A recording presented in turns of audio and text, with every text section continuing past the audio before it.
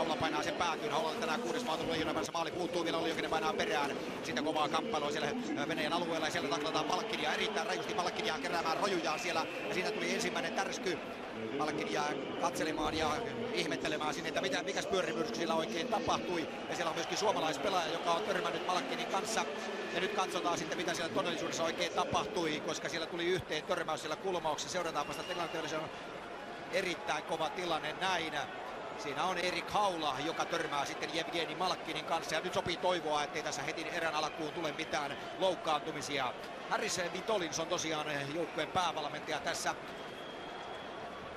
loppuottelussa johtuen tästä Snarokin aivan järkyttävästä käyttäytymisestä ottelussa Ruotsia vastaan.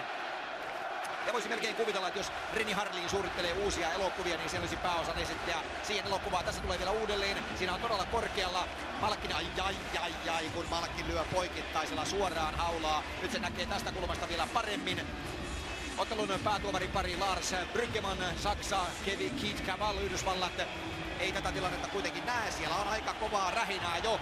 Sieltä tulee tosiaan Haulaa Malkkinilta poikittaisella malla aika rajusti niskaan ja siitä alkaa tämä rähinä. Ja Olli Jokinen joukkueen kapteenina ja tämä alkaa juuri niin kuin olettaa sopii tämä ottelu. Eli toisin sanoen se päättyi, edellinen ottelu päättyi siinä, että Vadim Sipatsov otti 3 ottelun pelikielon ja Pekka Jormakka oli tajukankaalla. Ja nyt se alkaa sitten käytännössä samalla tavalla Malkkinin tökerryllä poikittaisella mailalla päähän. Ja Haula on hetken aikaa siellä vintti pimeänä, mutta rangaistuksia siitä ei tule, koska se menee päätuomarin parilta ohi, niin kuin se menee vähän kaikilta muiltakin. Asetella liikkeellä Lehterä ja painaa Jarkko Immosen liikkeelle. Immonen vastaan Denisov. Nyt pitäisi mennä vähän tiukalmaan jalalle sinne menee myöskin Olli Jokinen kaivamaan kiekkoa. Lehterä pitkää vaihtoa alla. Hän on minuutin pelannut ylivoimaa ja sitten tulee saman tien poikittaisesta mailasta 2 minuuttia. Ja siellä kun on iso Aleksanteri ilman mailaa, niin poikittaisesta mailasta tulee suomalaispelaajalle 2 minuutin rangaistus. 55 sekuntia rangaistusta jäljellä Jakovlevilla ja Jarkko Immonen 2 minuuttia poikittainen maila 33-37.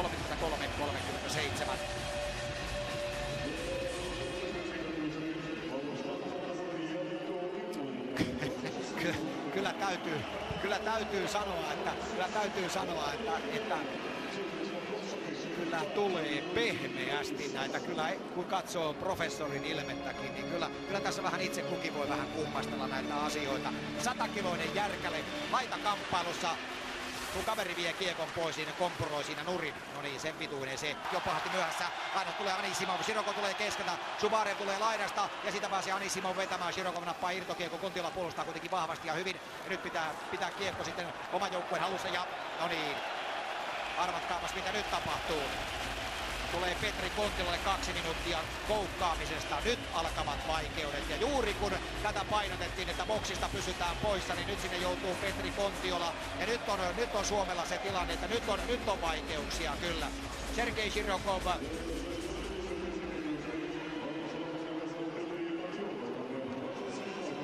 Ja tietysti tässä nyt niin kuin sanottu, niin se on nyt varmasti tullut kaikille selväksi, kun panokset ovat tällaiset, niin nyt mailla pitää pysyä kyllä sellaisessa paikassa, että siellä ei kaatuilla koko ajan. Nimittäin kaveri osaa sen jalon taidon kyllä.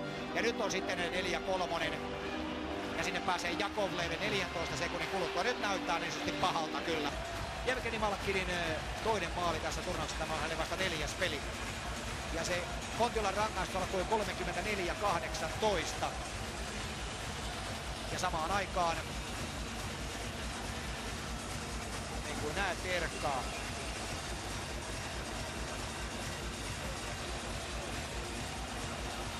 ja kyllä se vain niin on, että 41 sekuntia rangaistusta on vielä jäljellä. Suomi joutuu siis pelaamaan vielä alivoimalla. 35-38.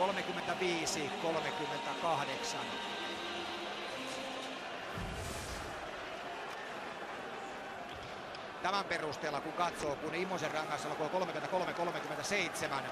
niin maali syntyi 35-38. Silloin pitäisi Kontiolan päästä pois sieltä aitiosta, eli se on selvä tuomarivirhe, mikä siinä tulee tässä tilanteessa. Ja siitä Erkka protestoi ihan oikein, eli 33-37 alkoi Immosen rangaistus. Ja hän pääsi juuri aitiosta pois, ja sekunti siitä iski Malkkin maalin. Jos alkusarjan kohtaamisessa Venäjä Suomea horjutti fyysisyydellä, niin tänään Leijona on ollut siihen valmis ja on vastannut myöskin fyysisesti. Tässä on nähty kovia taklauksia puolin ja toisin, mutta silti Venäjältä ehkä vielä ajoittain näkee pikkusen semmoisia kovempia ratkaisuja näistä Suomi, tässä on puhdas taklaus, joka tulee sivusta, mutta Venäjä harrastaa tällaisia pikkasen pimeistä kulmasta tulevia, ei satuttavia, vaan vahingoittavia taklauksia. Huonoa kulttuuria. Kyllä, niin kuin nyt jos tollaisia sallitaan, niin mun mielestä Tuukka olisi voinut vetää tuossa ihan suoraan Malkkinia päin. Mun mielestä se olisi sallinut se. Fakta on se kuitenkin, että nyt kun me seurataan tuota peliä, niin siellä saa Suomen sentterit olla hereillä. Siellä on koko aika painoton pakki kalastaa sitä, tulee koko aika ui sisään siihen ja hakee tota kovaa pommi. Et siellä voi olla, että siellä näkyy pari kertaa hallin kattovalot tänään meidän senttereillä, mutta ei se mitään. Yksi valitettava loukkaantuminen tuohon erään myöskin mahtui. Pekka Jormakka loukkaantui tässä tilanteessa ja tässä ei tämän jälkeen palannut jäälle. Just sellainen taklaus, mistä mä puhuin, että Venäjä hakee koko ajan siihen ihan rajamaille ja jonkun verran menee ylikin nämä taklaukset. Sellaisista kulmista, missä Suomen pelaaja ei näe tätä tulevaa taklaa. Jos Jormakka ei pysty jatkaa, miten se peluttamisen kannalta nyt tarkoittaa? No kyllä siinä on pieni ongelma on se, että mun mielestä me tarvitaan 4 ketjua tässä. Okei, nyt toi oli hyvä ketju mun mielestä, toi Immonen Jormakka. Ja nyt on kova homma Sallisella pystyä toi Jormakka tuossa noin. Mä laittaisin Salomäen siihen ja Sallisen veljekset yhteen ja siinä olisi mun vaihtoehto.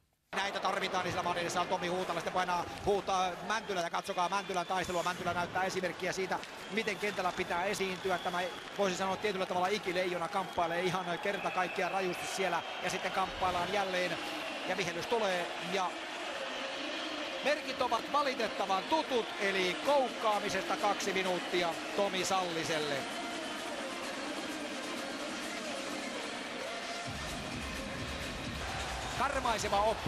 Karmaiseva oppitunti näistä, mitä merkitsevät rangaistukset ratkaisupeleissä. Ja totuus on vain se, että tietysti nyt pitää vielä katsoa.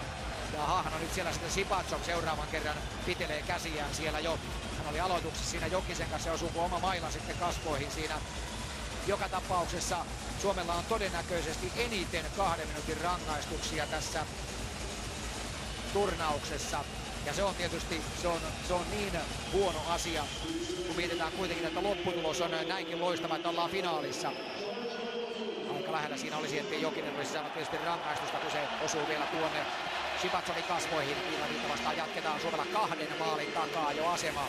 Ja nyt pitää alkaa tapahtua muuallakin kuin rangaistusaitiossa. 6 minuuttia peliaikaa jälleen Saripov lyö kiekkoa päätyyn. Rinne jättää siihen sitten, Saripov vetää törkeästi Pekka Rinteen päälle siellä myöskin. Sitten tulee johtamaan keskialueen yli ja lähtee vetämään kaukaa. Pomppukiekko tulee maalin kulmalle Huhtalalle ja Huhtala kiekko pääseekin. Jakovlev puolustaa Huhtalaa ja Huhtala rynnistää väellä ja voimalla 2 pelaajan ohi. Takaa tulee sitten jälleen suomalaispelaaja ja aivan nenän edessä vedetään aivan puhdasta koukkua.